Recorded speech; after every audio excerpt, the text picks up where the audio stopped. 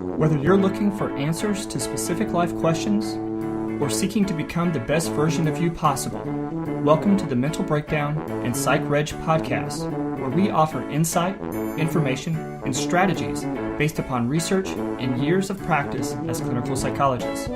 So sit back, have a listen, and get connected with our hosts, Dr. Berney Wilkinson and Dr. Richard Marshall. Welcome back.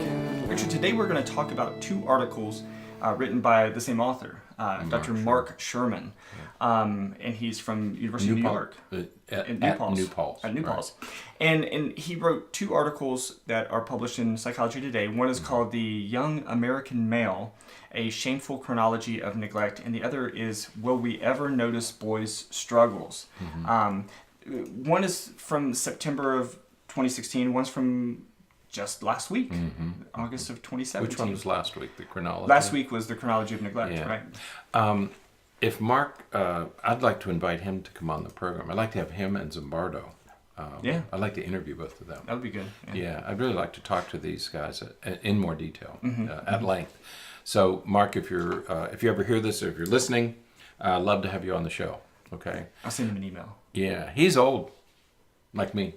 That's another reason I like him, right? Well, hopefully he doesn't listen, retired. Because if he listens and he hears that, he'd be like, no, what I like about Mark is that he is the father of boys, and now he's a grandfather of boys.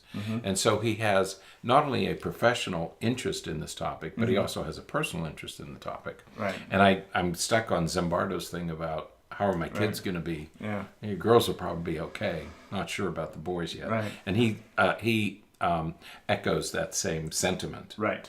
Is that maybe we're not doing such a good job with our boys, right? And we need to think. A little bit more about it. Yeah. In the first article about will we notice our boys' struggles, right.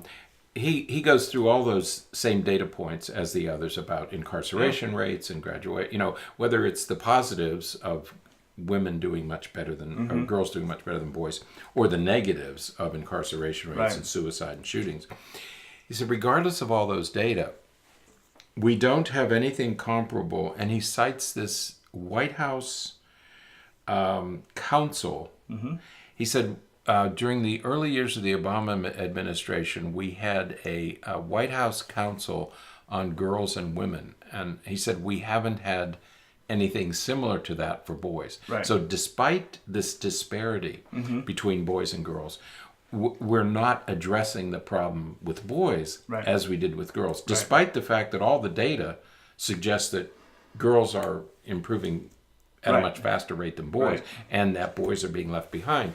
We're not addressing it as a culture, as a society. And I think that it goes back to what we said a few days ago, and that is, we have traditionally just assumed that boys were going to be okay, right?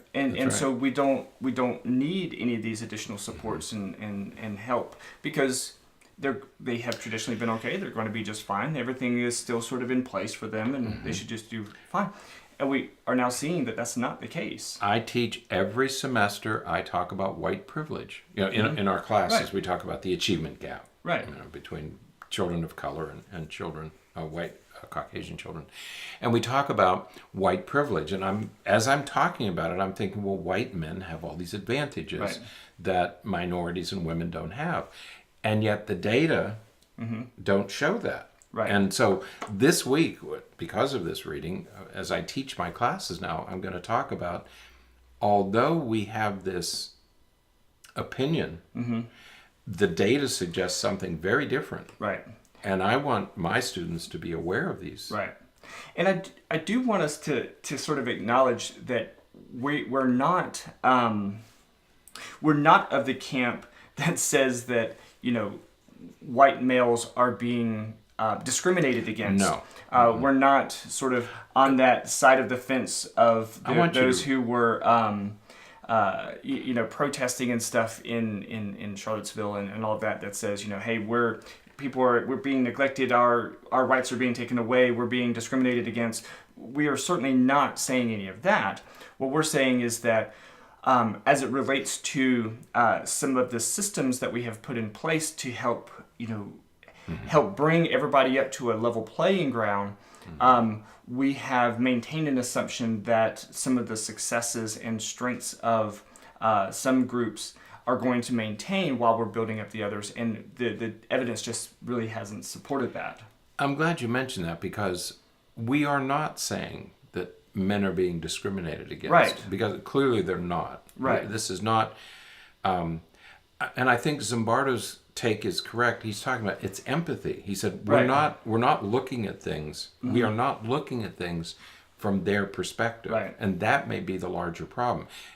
We have nothing against women succeeding. Right, no. But in the process, I think we have to ask the question, when you look at the data, when you look at what's happening, whether it's positive or negative, right. when you look at the data, you have to ask, what's going on here, right. and what should we do about it? Yeah. We're not talking about discrimination. Mm-hmm. We're talking about, if anything, an air of omission, right. not an air of commission. Right, because we talked before about the idea of a zero-sum game. That's right. Right? And I think that, well, I will say for myself, and I think that you are on the same page, it's not a zero-sum game. If we've learned anything over the past 30 years with the huge explosion in technology and things like that, what we have learned is the pie is just going to keep getting bigger. Right. There's more and more of the pie. Right. Because we have seen innovation over the past 20 to 30 years that we would have never even imagined. Right.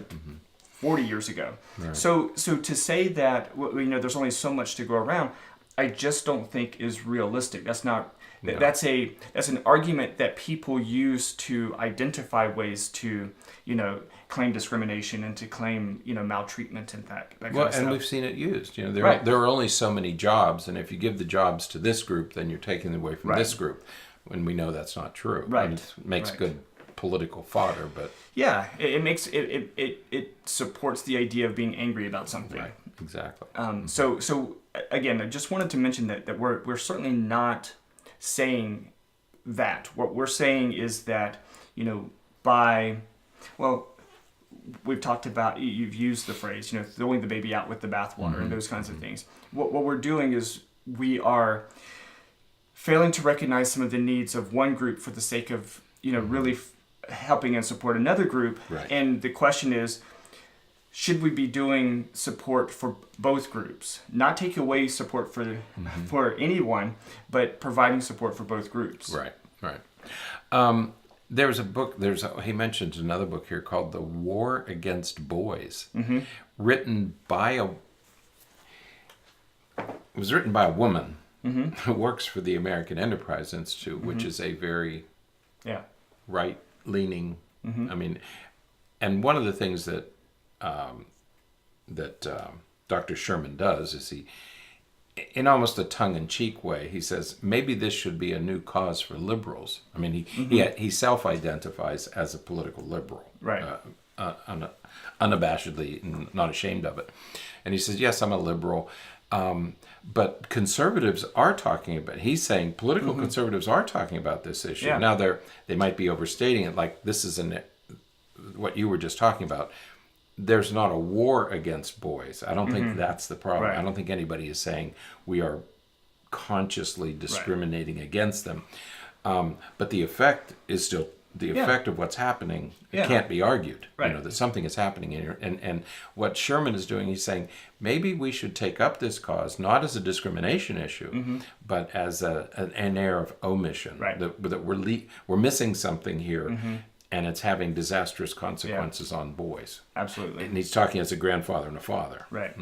Yeah. So I think that's a huge point that we have here. Right. Because you don't want it to become a discrimination issue. They're not. And I mentioned earlier that my own children who are in college will talk about affirmative action. Right. That whether they're for or against, because they're discussing it in their college classes.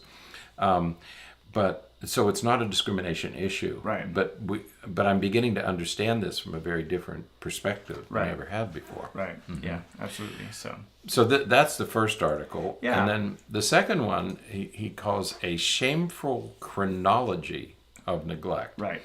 And he goes back to Well, he talks about the first article that we talked about today in this week, that Glenn Garer's experience of kind of getting some backlash after talking about some of the statistics and everything that he's seeing at his university. Right. And he did. Yeah. He's taken a lot of heat for the things that they're writing. Yeah. And it's because we're sort of talking past each other on these issues. But he goes back to 1994, and he said even then, so that's what, 15, 16 years? 1994? Wouldn't it be 23 years? 23 years. Yeah. Right. 23 years ago. It's that long ago. Yeah. Yeah, I've been here 17 years. You're old. I used to be old. Oh, wait. I used to be. I don't know why that just seemed like it needed to be, to fill that space there. Later 1994. 23 years ago. I know. So that's been going on, and it precedes that. Yeah. Okay? Yeah. So he's saying that even though boys were lagging then, even though the data suggested that boys were lagging then, there was a conference at his university, and it was about how schools are cheating girls. That was the title of that was the title of the book that they wrote. Yeah. But the keynote speakers were talking about their best-selling book, which is how schools failing at fairness, how America's schools cheat girls. Right. And this was, even though all the data suggested otherwise. Right. And when Dr. Sherman rose to ask a question, he was roundly criticized by the authors. Right. And he was sort of a voice in the wilderness back then. Okay. So these guys have been working on this for a quarter century. Right. And we're still not making much progress. Yeah. I think that experience and reading that, to me, really highlighted, I think, what kept me relatively ignorant as it relates to this whole area. And that is, it is, I don't know if taboo is the right word, or if it's just, most of us are very hesitant to talk about some of these difficulties with males in general, because again, we know and we have learned and can see some of that inequality across groups, and I think that these facts make some of the other inequalities even more problematic. We know when we talk about men earning so much more than women in the workplace, yet women outnumber men as far as graduate degrees and college admissions and success in different areas. It makes that gap even more surprising and unacceptable. But because of that, I think we tend to resist the tendency to really talk about and get into that realm of, though there are these, you referred to them as outliers before, though there are these outliers of men who, are at the top of everything, these billionaires, and for whatever reason we label success as it relates to bank account, but we identify these males as being, and then kind of go into the idea of, so men are just fine. We really resist the urge to say, what, men are not all right. A lot of men are struggling, and it's because we are working in a system that's not that's making it a little bit difficult. Men in general, not just you white triggered men. another, when you said that, the men who are billionaires, who are CEOs, are of another generation. Right. We're not talking about the men who have succeeded, who are now in their 40s and 50s and 60s. Right. We're talking about boys who are coming up. Right. They're the ones who have been struggling. It's not, those guys grew up in a male-dominated society. Exactly. And so to talk about, and we're not talking about income disparity. Yes, we still have income disparity, but that's going to even out. Yeah. I mean, that is in the process of evening out. Right. That's not the issue right now. Yeah. Yeah, so, it's because every other metric yeah, is sobering. Yeah. When it comes to men and boys who are growing up now, from preschoolers to men in their 20s. Yeah. Yeah. So, It does deserve more discussion, and we have to encourage and allow that discussion to happen without criticism that we're being insensitive or being whatever. There's lots of different adjectives that can be used there, but So he begins in 1994, and he goes through this chronology. 94 was the first time he addressed this issue. 96, he said in 1996, there was a great discussion about having all-girls schools. And again, the ones who are doing better now are going to be given this extra, offered these other advantages as though they're the ones who are struggling. In 1996, the boys were already falling behind. Okay, but we continued to address girls. 1999, there was another women's studies conference, at his university, and when he got up to speak, it was, and I can imagine this happening. When you get up in a group like that and you say something, you either get stunned silence or applause. If you say what the crowd is now this is a crowd it was there for women's studies, so obviously they had an interest in women's studies. And when he got up and mentioned the data about men, there was silence in the room. Nobody responded. But he said, we're making progress because at least I wasn't criticized as I was 5 years earlier by those authors.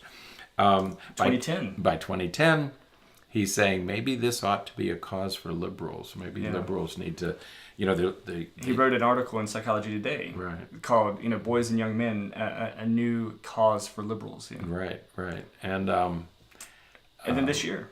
He talked about Gare and Zimbardo and a lot of these guys who've been talking about the same stuff. Right. And he's saying that it just isn't politically correct. He said the problem is we still, as much progress as we're making, or we're beginning to make progress, but it's still not politically correct to advocate for white males because the assumption is that white males are and will do just fine, that we have to help girls succeed. So fascinating look at this whole issue. So in the very least, I think what we've learned so far is that more discussion needs to happen. Civilized discussion, not discussion from the perspective of discrimination or overt intent to leave one group out over another group or anything like that. We need to have a civilized adult conversation about where we are. Yeah, we really do, because you and I sort of keep up on these sorts of things, and I was left completely behind on this issue. And so it does deserve a very thoughtful discussion. Because if the trend doesn't stop, what's going to happen in 10 years to these kids, to these boys? So cause for concern. I think it's just frustrating to me that we create systems that don't address that don't have provisions in them to address everyone's needs. Whether it's minority groups, that would be nice. Males, females, whatever the case may be. Why is it that we create these systems for one specific group? And I get it for particular issues. I get that. But at the same time, when we create entire systems for one, it just blows my mind. So you've heard me, I was going to say wax philosophic, but it's really complain about the two-tiered school system that we're creating. And I keep thinking, why don't we create enough good schools? Rather than having lotteries to go to the best schools, why can't all schools be good? And they can be. But that's political will. It's not, we know how to teach. We know how to do school. Exactly.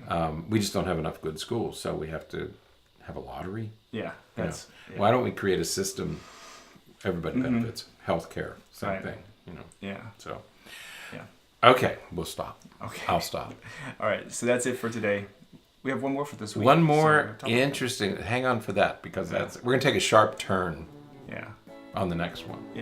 So, all right, until next time, stay happy, stay healthy, and forget to be afraid.